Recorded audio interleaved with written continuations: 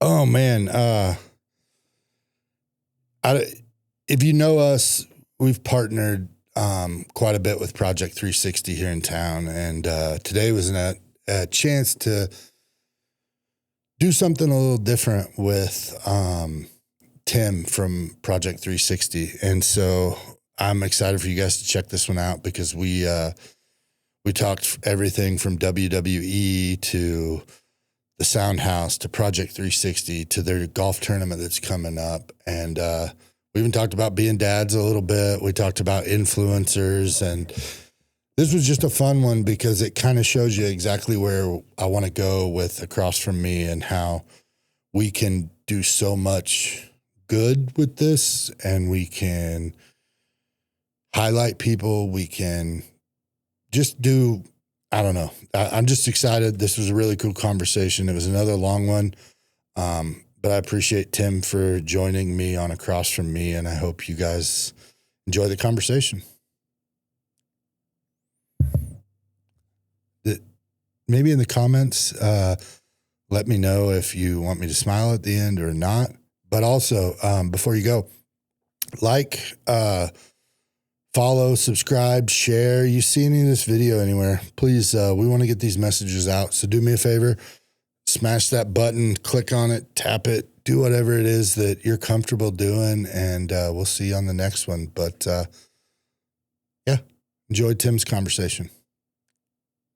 I don't know, like what we're doing is a lot like what you're doing on a different scale, but it's going to be fun to talk about it because you interact a lot with the kids we interact with a lot, which is part of why I wanted to do this and want to partner with you guys on some stuff. But yeah, I'm sure you're kind of growing every day, something different, head on a swivel, right? Oh yeah.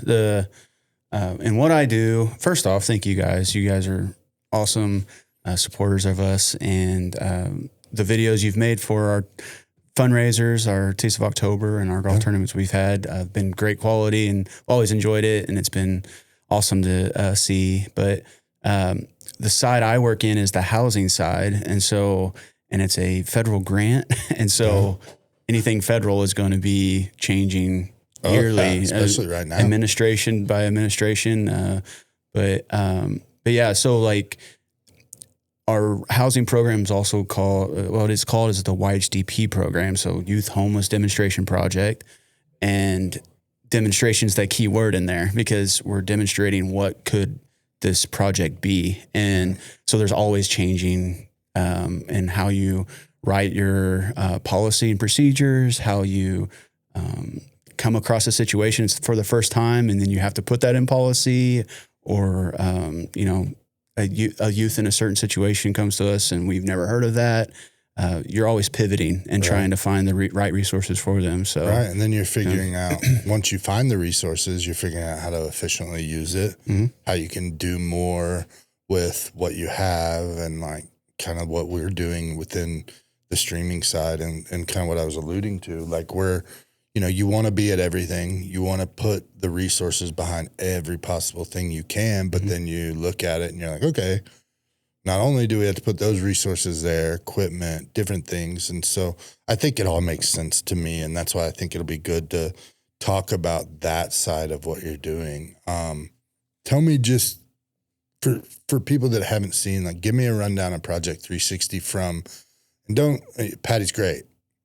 Patty has built the thing. She's done it all. But give me the Tim version of Project 360.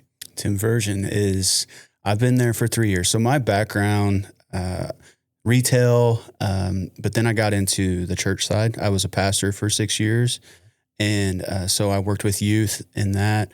And I wanted to kind of stay in that area. To me, Project 360 can also be a ministry, even though we're not affiliated with any or church organization or religion or anything like that. I see it as that opportunity for me. And so I started out at the Sound House. I was manager there, Sound House manager, kind of did the daily program and everything for them. And I grew up here. I went to high school here, graduated. You could have told me... you couldn't have told me that there were homeless youth in the community, right? It's crazy. It was taboo to me whenever I applied for the job and had the interview. I was like, what are you talking about? I didn't even actually know what I was applying for, honestly, when I had the interview. This works. Right. And so threw a dart at that. Yeah. And so I got the interview, and I was told that. I was like, wait, what do you mean? You know, there's this need in our community. And so it was eye-opening getting to go to the high school and the middle school and seeing these youth at a lunch table, and the ones that we served at the Sound House and stuff, and all their friends around them kind of in the same area of life, and was able to speak with them and had a few of them come to the Sound House. And so the biggest thing, I think, Sound House side would be the connection that these youth make with each other, and the ever-growing trends and problems and trials that they face connects with other youth. And they sometimes don't know that because they're, think of any struggle you have in your life. A lot of times you think that you're the only one that's going through that, right? And this Sound House gives them the opportunity to be around people kind of in the same situation. Right.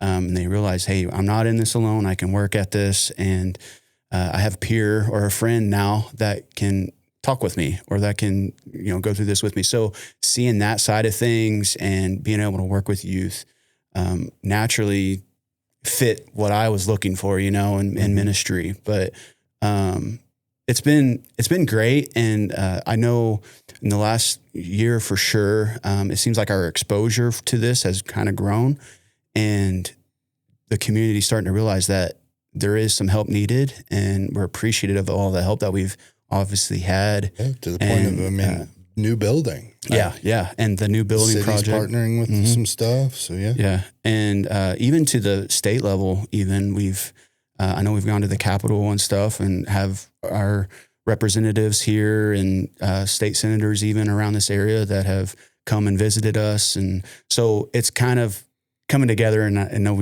Patty's already talked, but Patty's vision is kind of coming to fruition in a sense, of people understanding what's going on in our community and in these kids' lives. So knowing her and talking with her, like, you can see it in her eyes that, relief's not the right word, because like, obviously she's excited, but like, you can see that little bit of like twinkle, because like, you've ran the race and you're like almost finished and you're leading the pack. Like, you feel like you've performed, and seeing the growth and getting a little bit of the back end of how things are moving along and the goals and all of that, and seeing that, Patty had a vision. Mm-hmm. People came together. Patty and the crew worked her tail off to get where we are, or where that you guys are right now. So what are you doing? Like, you mentioned a little bit about like programs and all of that. What are you doing like on a daily basis? Like, how does that work? So with my job, I'm working the transitional housing side. So we have 3 programs in the YHDP side of things: transitional living, rapid rehousing, and navigation. So transitional housing is a temporary housing situation for youth that are referred to us through all over the state, actually. And Project 360 actually covers 21 counties in Missouri. So it's not just Lebanon based. I didn't even know that. It's bigger than Lebanon. So all the way down to Branson, to West Plains, to Salem, like kind of Bolivar, kind of all those towns. Springfield is their own category, and Joplin's their own category. But we cover a lot more than people understand too. And I think more and more as word gets out, they'll understand. And it's clear that it's not just a Lebanon thing, meaning like, we don't just have homeless youth here. Mm-hmm. We're not plagued by anything. And like, it's not contained to city life. Right. You know what I mean? We see a lot of homelessness in cities. That's right. Because that's where you wouldn't have thought, when you're growing up, like you mentioned, like you didn't, like you just don't see homeless rural television shows. So you're just oblivious to what is actually happening. And so keep going. So, and the transitional, like I said, it's temporary living. And so we're setting them up to get their own apartment, get their own place, so they can start paying bills and everything like that. So everything's provided in transitional housing through the grant. And so we don't need funding necessarily for that, because it's all HUD based. And so during that time, they get life skills. They're able to get the essentials that they need as far as their ID or their birth certificate, everything like that.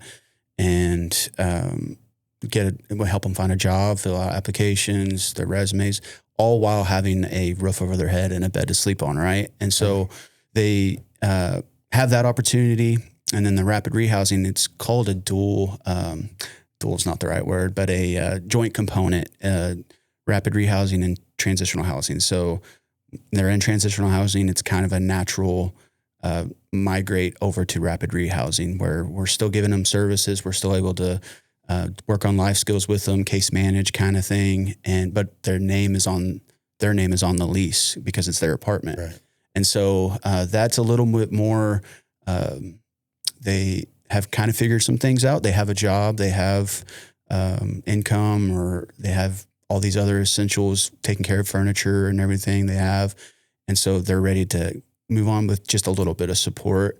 And so those are type of the two housing programs we have. Then the navigation, we tend to think of it more of as like a prevention service. So a youth presents themselves and we just help them, find an apartment or get a job or go get their license or help with gas or something like that. And so there's funding for that as well. And we have 3 employees in YHDP and we all have our categories that we're working in. And so is it safe? Let me back up though, because I want to understand, is it almost like someone would come in and then you mentioned transition, but then rapid. So like, do they come in and then kind of pick a lane? They can. Right. Yeah. And you come in and you go, okay, like you set the expectations, I guess is kind of what I'm trying to say. They come in, kids you've never met, don't know the story, but they need a place to reset. Right. Then you come in and you go through the thing, but all the while, like you mentioned before too, there's peers, there's familiar faces. I was thinking when you were talking about that, like there's almost like you guys are doing like icebreakers in a way, which is weird because I hadn't really thought of it even with talking with Patty about it. But like a 16-year-old kid is going through hell at home or on the street.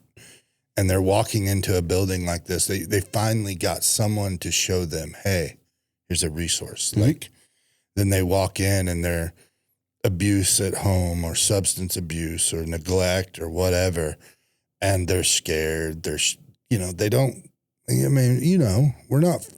we're older, but we're not far from being 16-year-old kids with issues across the board. And you guys come in and kind of are like, hey, the icebreaker is the spot. Like you need that spot to make the rest of the blessings happen. Right. And so they come in, you guys see it, they get to see maybe some familiar faces, feel a little more warmth, a little culture, all the things. And then they come in and say, okay, well, you're at this position or you're in this kind of, I'm sure you don't want to like stage it or like label it as much, but hey, we can go down this, we can go to over here to door 1, or we can go to door 2 or whatever the case. Yeah. And so the ages we deal with in the housing side, they have to be 18. And so it's 18 to 24-year-olds that we're working with. But yeah, they're essentially adults. And so we kind of like to give them the adult action as far as choice, that they have the choice of where they want the help to come from. And so, they present themselves and there's paperwork and an assessment type of thing that we're all able to work with them with. And we kind of assess that stage and say, hey, this may fit you better now, but you also have this too, if this is the avenue you want to go down. So you're right. Like they have a choice. And it's kind of, we can't tell them which one to go to necessarily, but it's recommended, hey, this is probably where you're at right now. Yeah. You're showing them the opportunities in front of them, but also not only are those immediate opportunities and in a place to go, but like these are opportunities that we can get you down the path of and start that process. And like, but I think it's really good. It's good because like you're I don't know. I always go back to like in all of this stuff we're doing, like the efficiencies of like, how can you help this person as much as possible with what you have? Mm-hmm. Do that, develop a system, and then repeat that when you have different opportunities, but understand you can pivot too, and have all those different ways to go. And then ultimately you're just doing as much as you possibly can, which is the goal. Yeah. But you have to have it structured. You have to have, and you've got safety protocols and different things, because as much as we talk about it, it can't all be unicorns and rainbows. Right. Yeah. And another part of that too is the collaboration. Like Project 360 can only do so much, right? Like I can only help a youth so much. And so a part of that too, and it's just actually launched today, we sent, we're part of the youth services committee. And so it's in our COC, there's a lot of acronyms that nobody's ever going to understand. And so I won't go into that, but statewide, like there was just a mass email sent to all these like youth providers, or even social service providers in the state, to get into like a email thread, or like in this committee itself, to help better serve all the youth across the state. And so if I have a youth that is wanting to get into Jeff City or something like that, I can put in a request or tell them their situation, and maybe someone in Jeff City is able to help out in that area. So there's a lot of collaboration between organizations, even in Lebanon itself. Right. And so, Project 360, I'm going to talk up Project 360 and everything, but it's a team effort for sure. Just like anything else is, mm-hmm.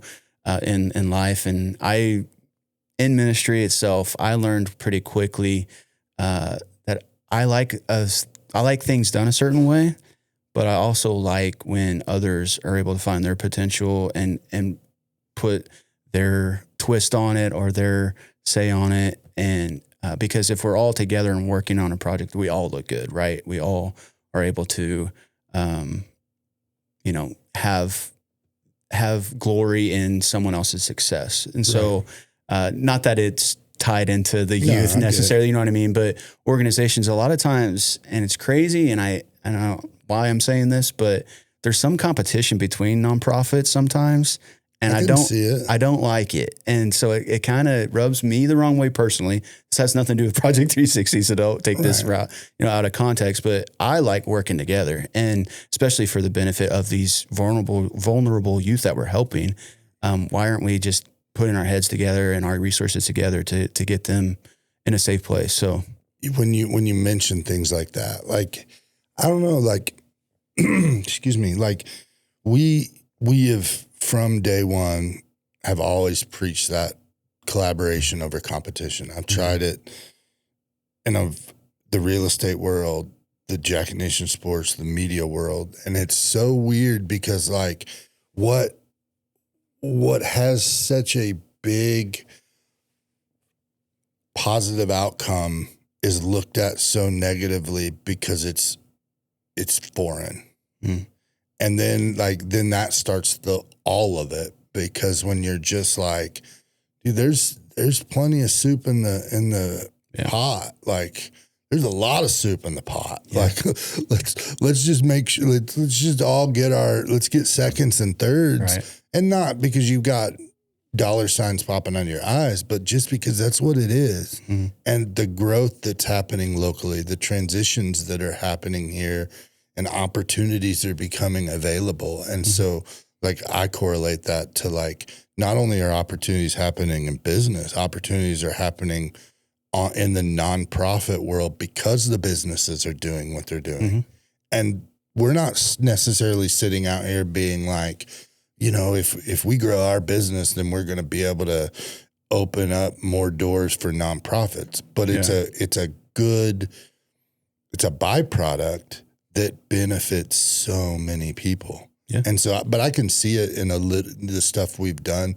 And I don't know that, you're in it a little more than I am, but I don't know that it's necessarily like, it's probably not intentional at all. Yeah. A lot of that is, it's nonprofits obviously can't make money. Right. And so a lot of it's grant based. And so those are competitive, and I understand why they're competitive and wanting to get those type of grants.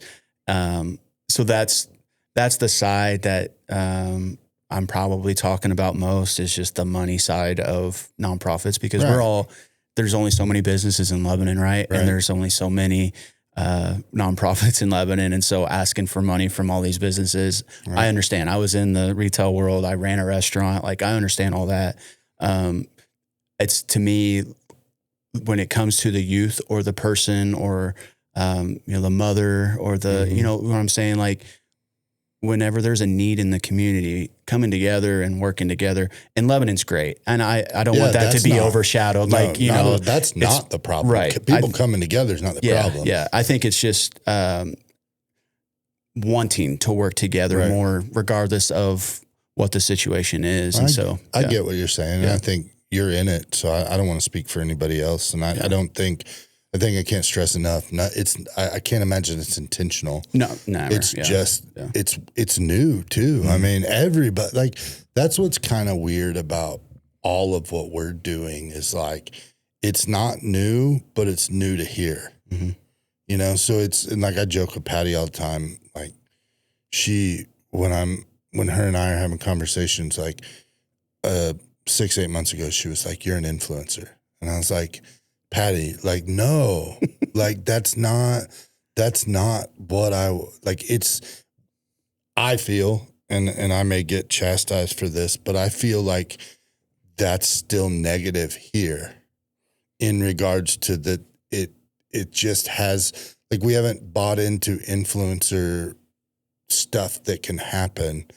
And so it's always weird. And I'm going to be mad at Patty for even that I have to even say that, or that I did, because it does feel weird. But I mean, you need it though.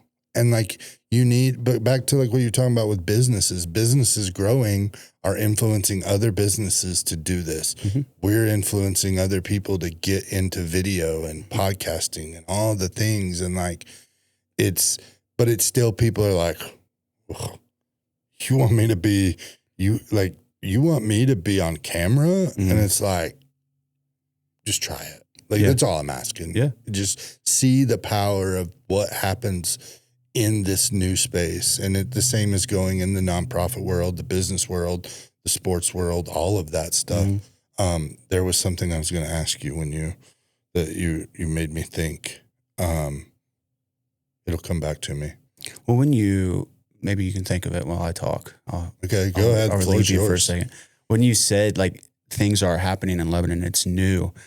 We've only been around for 10 years. And in the long scheme of things, like, 10 years is nothing, you know? And so everything happening new, and this idea of youth in our community needing homeless services, like, makes no sense to a lot of people. And it's helping, you know, and Patty, I think, mentioned this, and when she was here, when she started, it was just volunteer based, like, didn't even have employees or anything where she was able to pay. And now, you know, there's 8-9 of us that are on staff, and we're able to be in the community. We're able to share the vision and the drive of what Project 360 is. And so it's growth. It's, you know, city growth. It's business growth. It's all together, and just partnering with everybody. I think, you know, that I like that kind of stuff. I like being in the community. I like doing this with you, and talking with business owners and talking with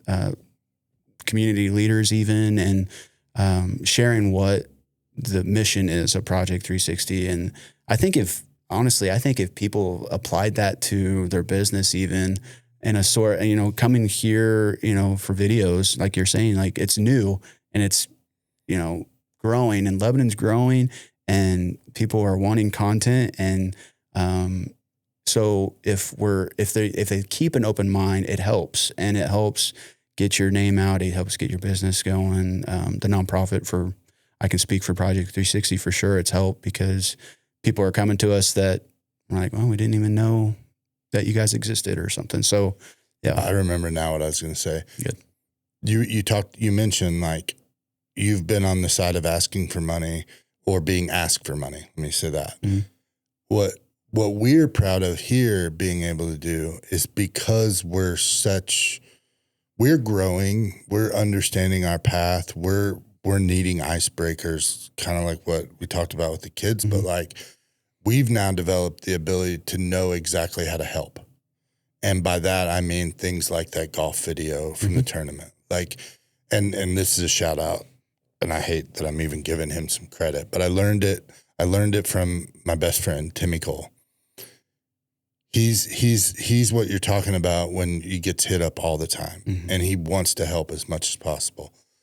But he developed a system, and it's fail proof, and it benefits all of the people that get it. Is they come to him for an advertisement or a sponsorship, and he says, "Here's a gym membership for a year." It's simple. It's done. Now we've been able to come in and go, okay, how can we help in a way like that? But it's also a way that introduces new things, gives people an opportunity. And so we've developed those kind of, you need a video for your thing. We got it. Like that's how we want to help, because we understand it's great when you can write a check. Like we want as many possible people to write a check. Our business isn't in that position yet. Yeah. So we're doing a lot more of that where, hey, we want to sponsor this or whatever. And you heard us talking about it before, but it's like, we know exactly what kind of sponsorship we can do more even, but like, that's the answer. Yeah. You need something. I know how to build it out. I know how to budget it out. I understand what it is. And it's really cool though, but it's also that new thing, because like you can take photos or you can do whatever, but like we understand how powerful that is. I mean, even with what you guys are doing, like it's on the website or will be on the website. It's evergreen stuff that can live there. Yeah. And it's also, how do I get involved? And we found another way. I think what's really cool about how we're doing it is like the sponsorship video that we provide is highlighting the sponsors that made it possible, which is another way to show that like, put us in the mix and we're going to help all the people who help you, and we're going to help you. So that's what I was getting at. You like to toot your own horn. I like that, which is nice, but I'm messing with you. No, you're right, but you're right, because you guys are doing it the right way. And I think you're helping nonprofits. Right. I mean, just like us, with that advertisement and, hey, here's a great product. Here's how we do it, but here's a great visual of what it looks like. And you're providing that great visual for us. And shout out to Swino. Yeah, Swino. Yeah, for sure. We wouldn't be able to afford that. Like we can't, as a nonprofit, can't pay for services like that right now, Right. And so, working and you ask, I ask for money now, but I was asked for money as, a restaurant runner. And so finding different avenues, we were a lemonade restaurant. So we'd give free lemonade cards or something, or have a specific nonprofit night, when they get a percentage of sales. And I know restaurants do that a lot and stuff.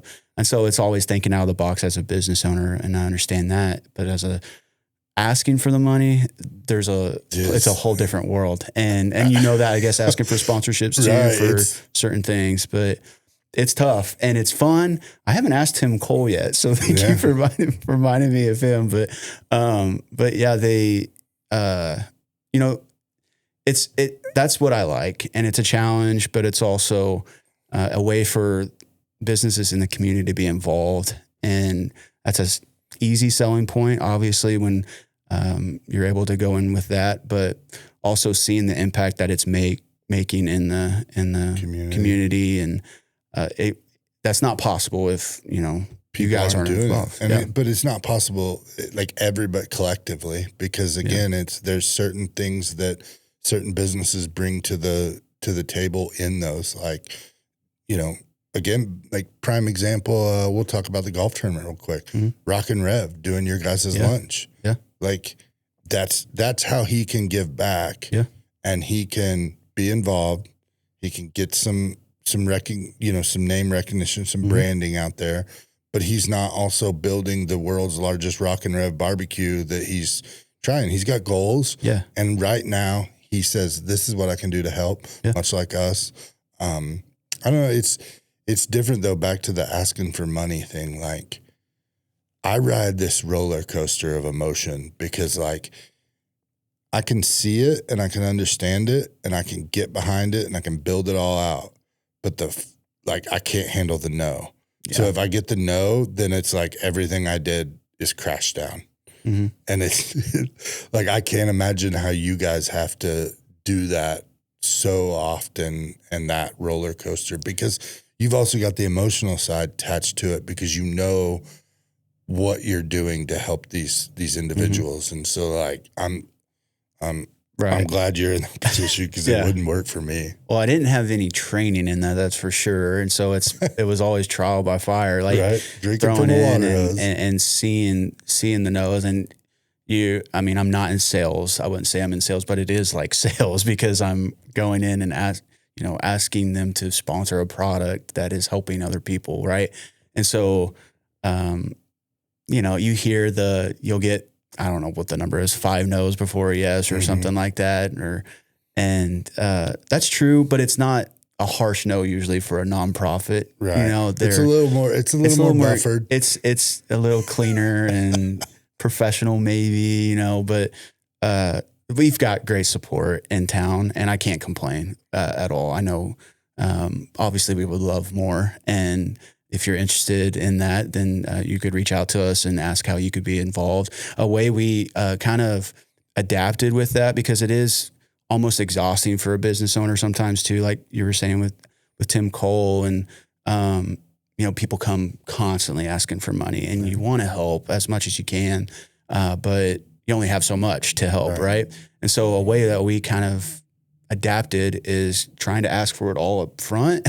And so we have 2 main events, 2 main fundraisers, our golf tournament and the Taste of October. And so we kind of had like a package deal, and we don't know if it's our first year doing it. We don't know how successful that is or how that will be, but that's just an example of how you have to adapt and ask for money, right? So, and the thing is too, and I want business leaders and owners and managers to know, is all the funds that we raise from these tournaments and these events go to support the Sound House. And it's not to my salary. It's not to the YHDP because we're fully funded in that area and the housing side. It's all for the resource center, the Sound House, that Project 360 runs for these after school programs to feed the youth literally every night, a dinner, for snacks. They like snack cakes. They like chips. What's the most eaten snack? And zebra cakes are always popular. Soda, obviously, they're teenagers, so they want soda. If it's junk food in your house, that's what they want. So speaking of soda, I just learned that Fresca is 0 calorie and always has been. I think I had a Fresca once in my life, and I couldn't tell you anything about it. I have no idea what it is. It's like grapefruit soda. Grapefruit? I don't know. I was going to say lemon lime, so I don't know. My wife, we don't buy soda. Like the only time we get soda is like gas station or dinner or whatever, like out. And the other day she brought home like 12 packs of soda. I was like, what? She's like, she said, made some female excuse or whatever it was. And I try not to drink them because I live with women. I'll get yelled at if there's none. So, but there was, the Fresca were lasting for some reason. And I was like, why'd we get Fresca? Yeah. Why? And she said something, and then I was looking at the can. I was like, this is 0 calorie. And I was like, they got new? And I did the research, and like, it's always been and it's like amazing. I never knew it was like a diet soda. You're a Fresca guy now, huh? I've always been a Fresca guy. Fresca, reach out to my boy Ramsey. He wants that sponsorship. Let's put one on the counter. You have a Fresca logo on your hat instead of the yellow jacket. Yeah, you can logo me up. Like if we can get more logos and more things in here, we'll do as much as we possibly can. But back to what you were saying, I want people to make sure this isn't the first year of the golf tournament, and it's not the first year of Oktoberfest. This is the first year you guys have like used like basically sponsor our events for the year type thing, right? Yeah, the tournament, this is our 3rd year in the tournament, and be our 4th year in the Taste of October. So, and that keeps growing. It keeps growing, and it's actually a super fun event. Right. And I know you've been a judge and right. They were holding up the beer contest, and those guys are just like, that, you see and faces, the sausage toss, the barrel rolling, and then the food is great. Let's actually talk about that. That's a tribute to the growth you're seeing in Lebanon, because if you would have told, I'm 43, if you would have told me, 33-year-old me, that there would be an event focused around beer in Lebanon that was like embraced traditional things you've seen in movies, and I'd have said, we're not there yet. Yeah, but like people are starting to understand better that like it's not about keg stands and but you can support and have a good time, because if the events don't happen, you're not having a good time, then you're saying, well, there's nothing to do here, that whole thing. But it's really cool. I said the same thing the other day to somebody about one of the downtown events and like the street being closed and like being able to go from one place to the other with a drink. And it was like, man, the Lebanon I grew up in, the table was on the sidewalk. I remember that conversation. Like, what are we doing? Having alcohol on the sidewalks of downtown. But that's what it takes. And it's a weird thing because like that stuff matters, but it's option J, K, L, or whatever down the line that it matters. But it truly, like in the grand scheme of things, it actually does matter. It shows growth. It shows opportunity. It shows that we're not just some blue collar factory town that drive tractors to work. We have some type of culture. Yeah. I was going to say jazz for some reason. We have some kind of jazzy culture. I don't know. It's not jazz, but and how the communities embrace that event. Speaking of Taste of October, it was how organically it was created through our board and Project 360 and the turnout we had the first year, which was, probably 100% more than what we were expecting at that time, especially being the first year. And then it's just grown, like you said, each year after. It's been awesome and it's fun. It's, good. It really is good, clean fun. Even though beer is involved, right? But it's just proof that you can do that. And again, the support we've had in the community from that and the money we're able to raise through that is awesome. It's a good event for sure. Is there anything new on the horizon let's talk about the golf tournament. You got anything new this year that wasn't last year? Or are you trying anything special? So something new is we're a youth organization. So you have a lot of clean cut golf tournaments. And so we kind of went that route last year and it was success and it was great. Like we had a great time. We're going to bring some youth centric type of games and contests into it. So on the course, there's just it's not the whole tournament. We're not making a mockery of golf. I don't want that to be a thing, but a couple of the holes are going to be certain types of contests where it's, you could be a kid again type of thing, and maybe, and just a way to kind of connect Project 360 to golf and to our golfers. And so a couple of the prizes are also like family oriented prizes where last year we gave away golf bags as a prize or something. This year it's going to be like a yard game or something, so it's ties in with the youth services type of thing. And so that's kind of different. But as far as like the golf the food's the same. Rockin' Rev doing that, and it was great. It is so good. The cookies that his mom made are to die for. Like that's what you want to go for. Cookie? Yeah. Ooh, favorite. A good chocolate chip you can't mess with. Chocolate chip, that's the only cookie in my book. I'll eat other ones. I do like a snickerdoodle or a no-bake cookie. I'm a big fan of no-bakes. Yeah, no-bake cookies are they're they don't get the credit they deserve. Right. But they're good. Peanut butter's good. I like cookies. Just give me oatmeal cookies. I love oatmeal cookies actually too. I want the chocolate chip. Chocolate chip all day, every day. Especially with some ice cream milk. Oh, ice cream will work. Yeah. Yeah, I love cookies too. And then the golf terms. How many teams were in last year? We had 15 last year. We had 18 sign up and some things happened to the other teams where they weren't able to come.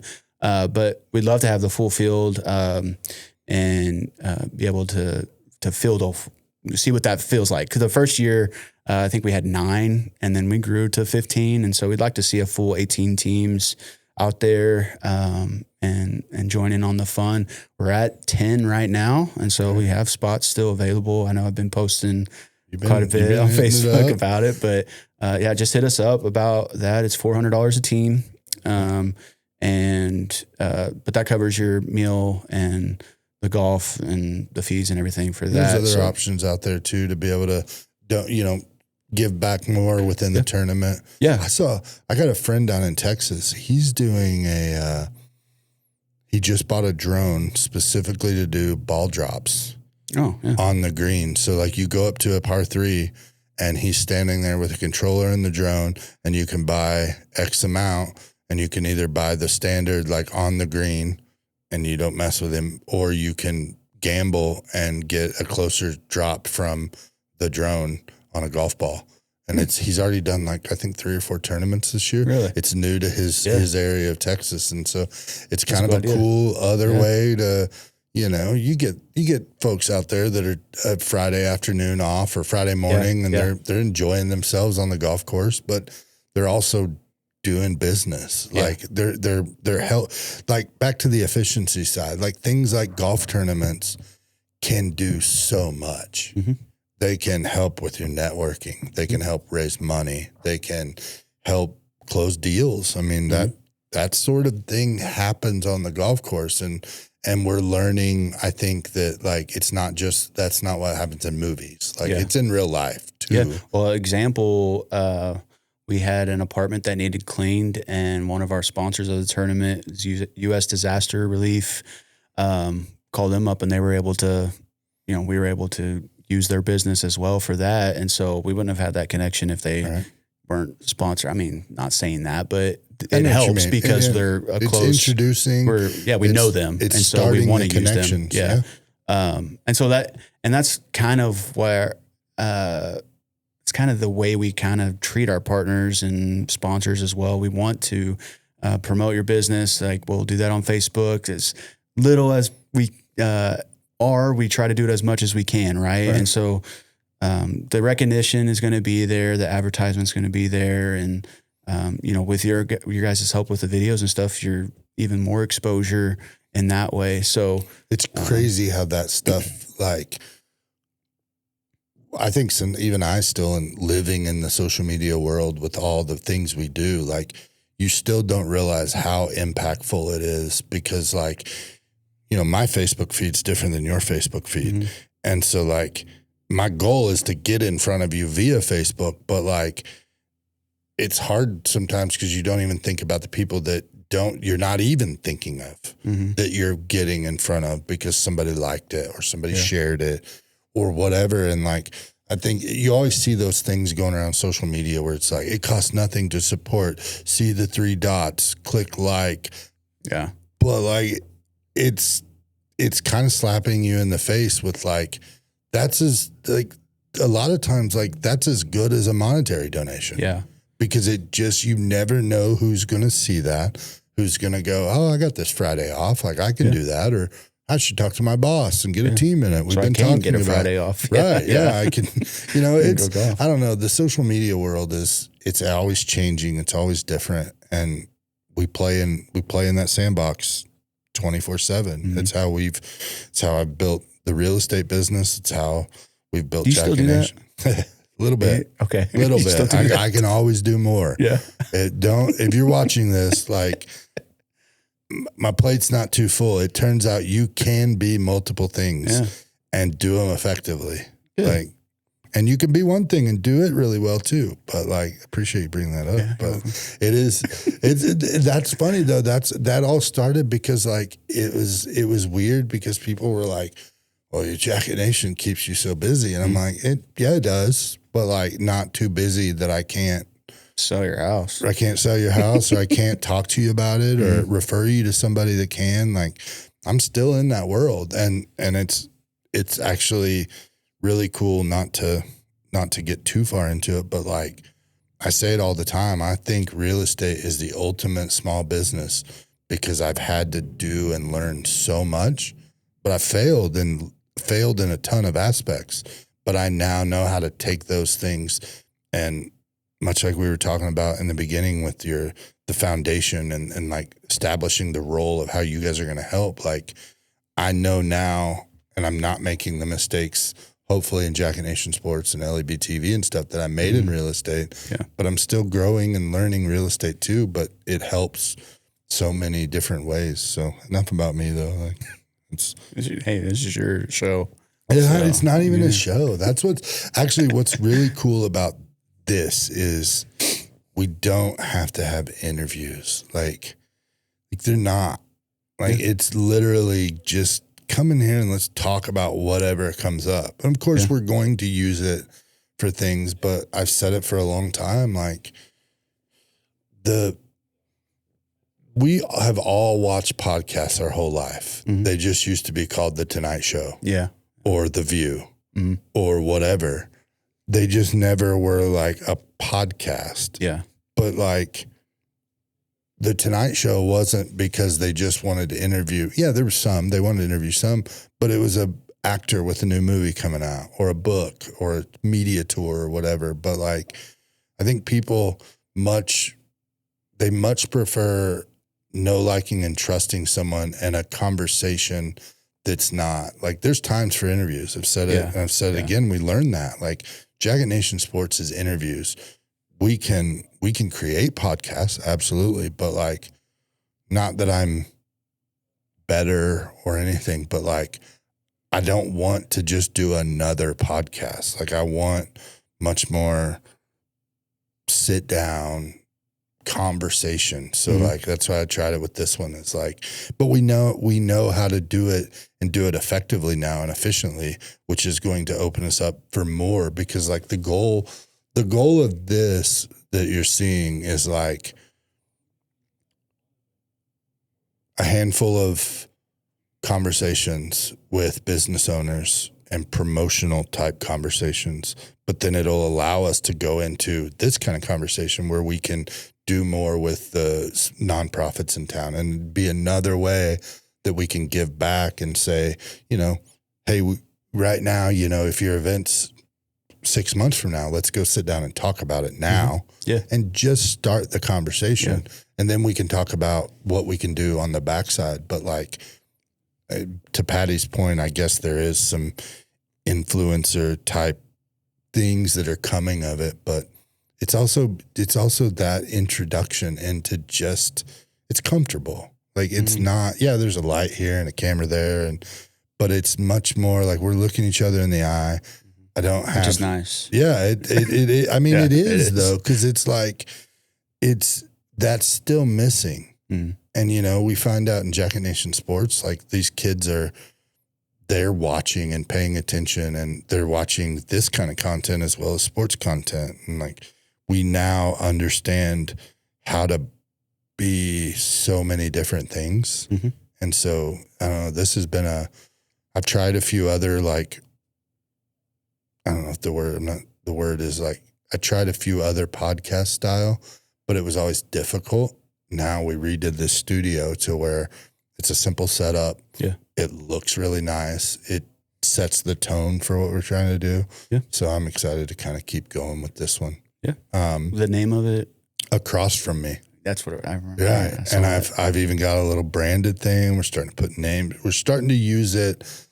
Like we can take the production of these kind of podcast style things up a little bit more and have that other option. But yeah, Across From Me, I was like, I don't know, you move that chair across from me. And then I was like, man, all the podcasts that, if you really think about some of the best podcasts out there, I joked with the Pretty High Maintenance girls is like, they're names of words or phrases that you use in a normal setting. Like there's nothing wrong with naming it whatever other name, but like look at the Kelsey brothers, like New Heights, like they combined where they're from and it's new. And it's a word, they're going to new heights. So like Across From Me is more, come sit down across from me. Like, let's talk about it. It works. I don't know. I'm learning about Google and websites and really trying to understand better how to help folks with that and know. And so it's been really cool to see. So like, was that website available acrossfromme.com? No, I didn't even try. But see, but I can centralize the LEBtv website and then build it out with these sort of things. And so like, but I'm learning too how to be efficient with the content that we create, which is weird because I knew in real estate that like SEO and websites were important, but I always struggled with writing. Mm. And so like the daunting task of writing all of the SEO stuff and making sure it's findable. Now with AI, I can embrace it. Easy. So when we're taking this content and we're making it as much as it possibly can be. Yeah. So we have some systems in the back end, but we learned that through Jacket Nation Sports because we have so many places that we need that content to live. And so we focused on Jacket Nation Sports was growing how to do the content. Now we know how the content works. We understand the growth of the audiences, and it's much more organic in the way we do things that I think is helping. And so now we're just giving that option, or we can kind of, we can help people do a bunch of different things now. So it's, I don't know, website world's weird. Yeah. Did you know, I didn't realize that in websites, how important it is to use structured headlines. And so like H1 is like what your first words should be on your website, but then you shouldn't use two H1s. Your font should like ladder down. Okay. Because AI and all of that reads all of that. Tells you to so do when that. It reads it when they're crawling the back end to be searchable. Like if you're giving it an outline that's like the outlines we got in school where it was like article 1 or, topic 1 and then little a and then bullet point and then all of that. Yeah. All of these computers are reading it that way. And so when they read and find structured websites, it helps push them out. I have no idea what you're talking about. It's weird. Can we go to WWE or something more simpler? WrestleMania's coming up Saturday. Who is the greatest wrestler of all time? I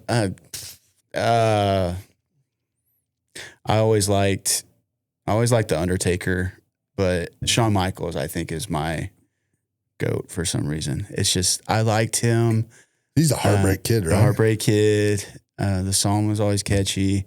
I liked Shawn Michaels growing up. I've got a Rock shirt on, so I like The Rock. But, is that original or is that a remake? Because that looks original. It's not original. I bought it at Hibbett. So okay, fair enough. Yeah, but yeah, I mean, I grew up with John Cena. That's the one that Can't See Me. You know who that is? Yes. I mean, the only John Cena I know is Krispy Kreme that did the John Cena lunchbox in the Christmas song. You got homework. Krispy Kreme. Oh, okay. Froggy Fresh. Okay. But he was Krispy Kreme. Yes, I know that. He did. I know you just got dunked on. Yeah, but he did a Christmas song. Okay.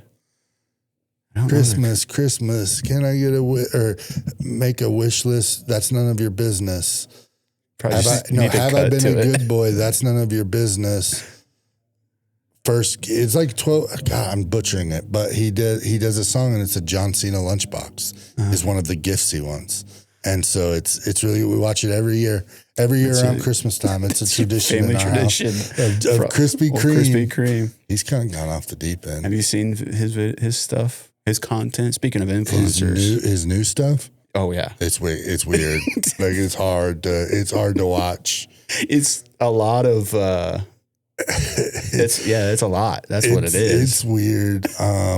Yeah, my favorite wrestler of all time. I think it's got to be Hulk Hogan.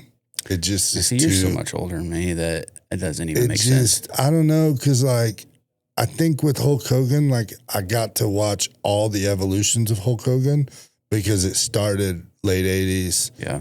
Like I resonated with it. Was your NWO your favorite?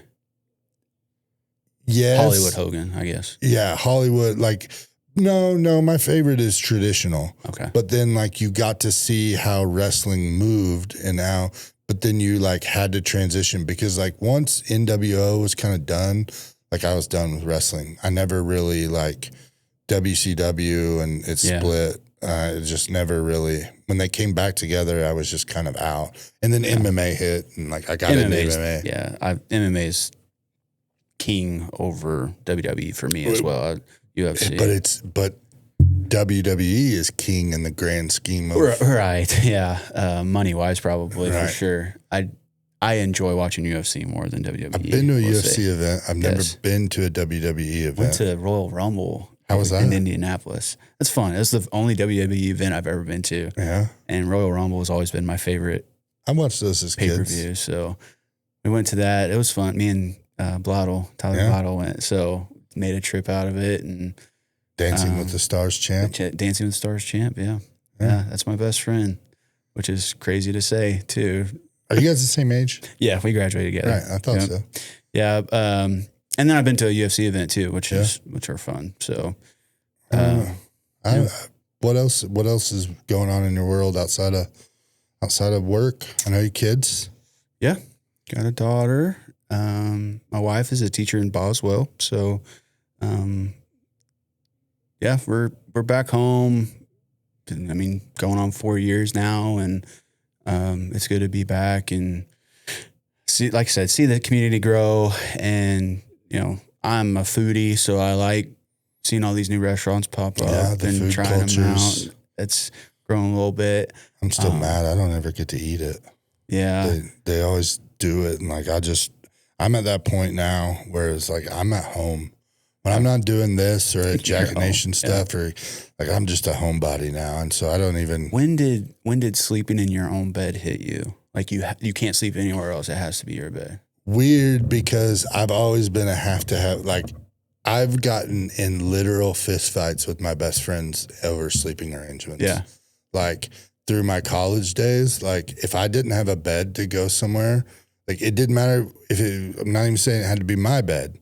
I just did, like, I wouldn't go to hotel rooms or wouldn't like go to weekends away with friends, because if I couldn't guarantee a bed. And like one time I won't even name which friend did it, but like we literally fist fought and he spit in my face because I was so mad I didn't have a bed. So to answer your question, my parents gave me a hand-me-down bed when they got a new one. Mm-hmm. And like that was the first one. I don't know if it was psychological because it was like my parents' bed and it was like home, and like, but that was the very first time where it was like, this is my den. Like, this is the one. What about you?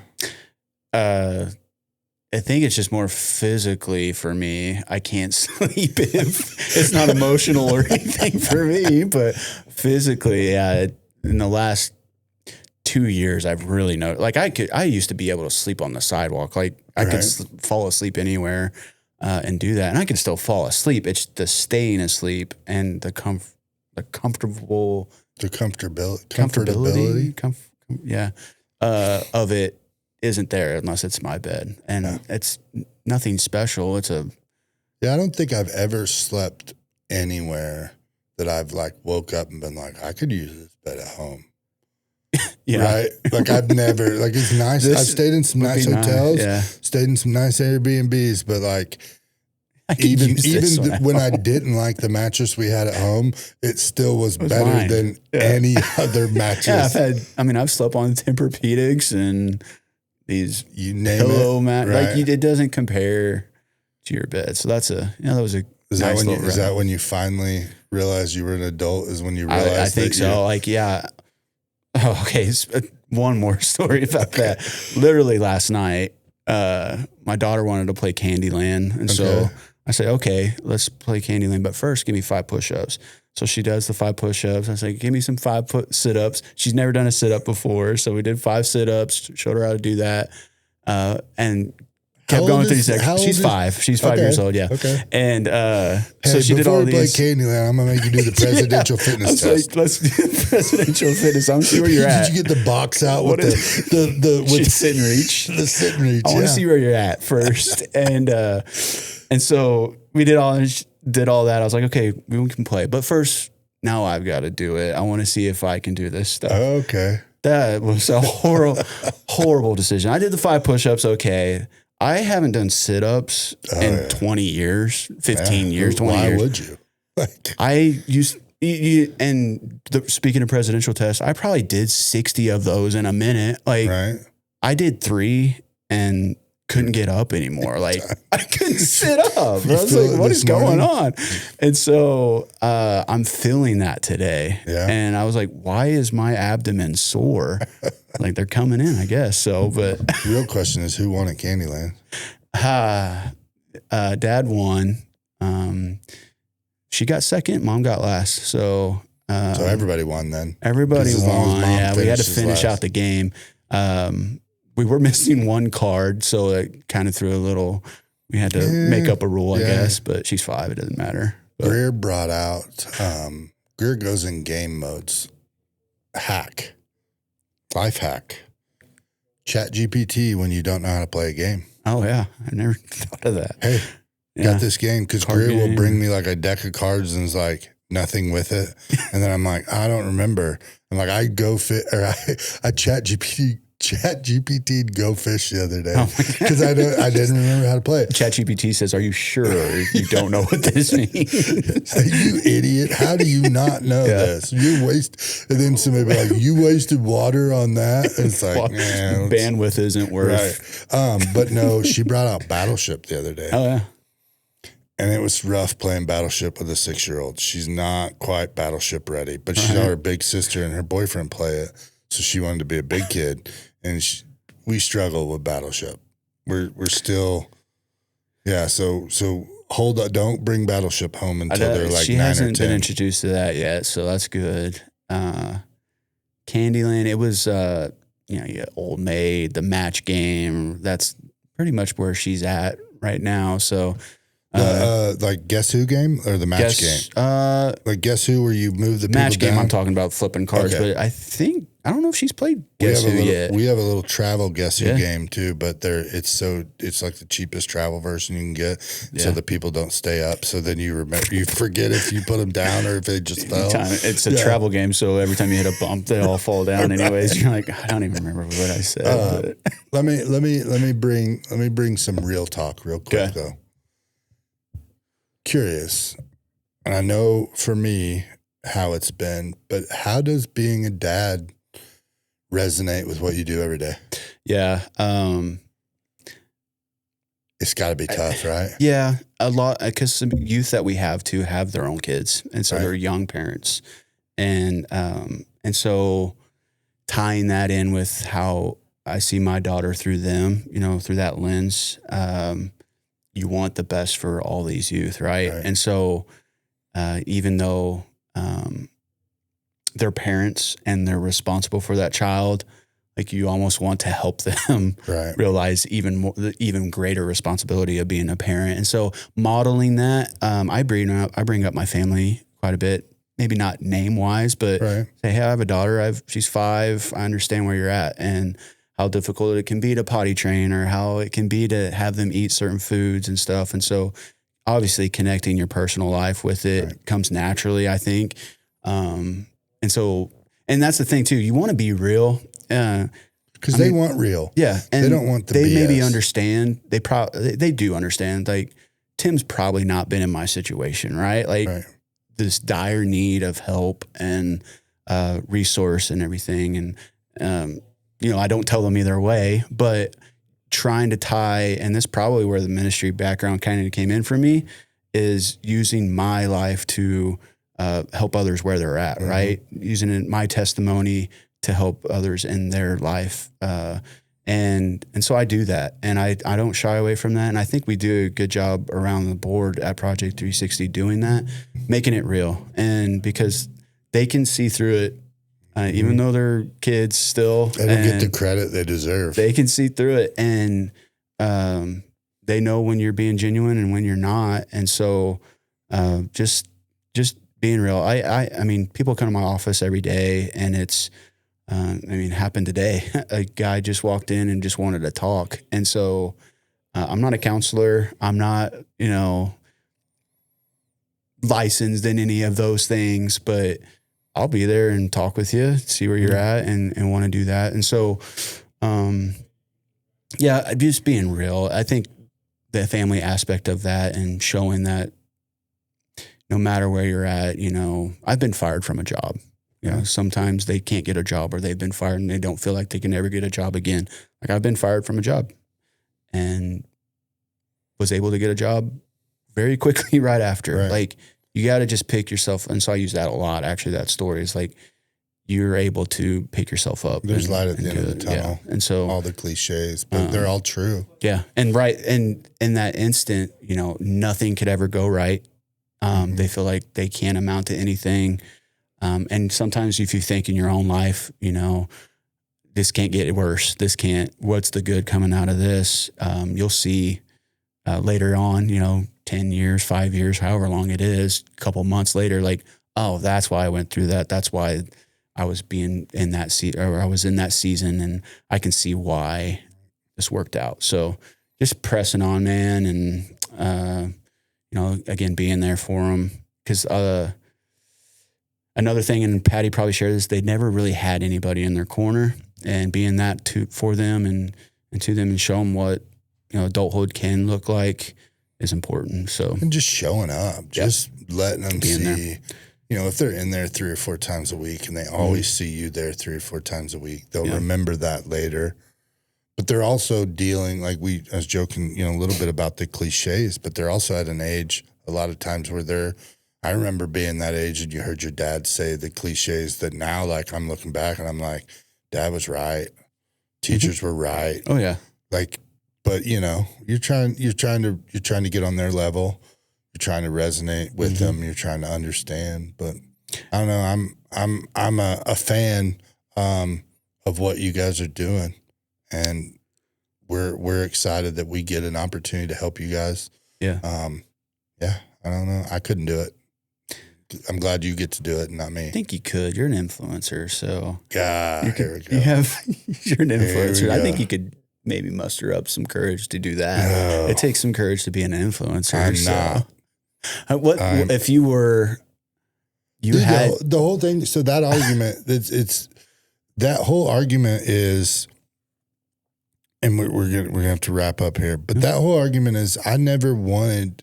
The goal was never for me to be the person. The goal was to show other people what they can do with it.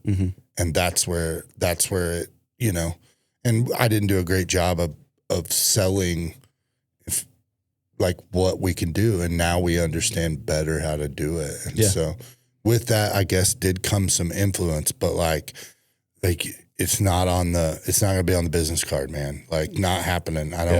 I want to help other people with the influence they have and show them how they can do it in a way that helps their business or their nonprofit or whatever. So I don't know.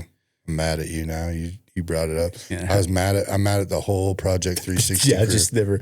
You're gonna, at the end of the videos, you're gonna say, not brought to you by Influencer Ramsey. Yeah. So no, it's all good. No, we appreciate you guys, and I appreciate this opportunity and being able to talk about what we love and what we do, and bring light to something that communities sometimes want hidden, bringing it to light. And so, because it is an issue, and these kids deserve help and deserve,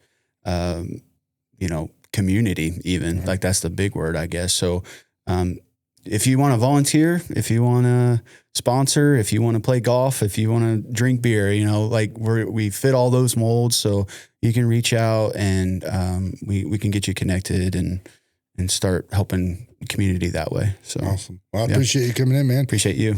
Thanks for sitting down across from me. Yeah. See what I did there? I did. That was nice.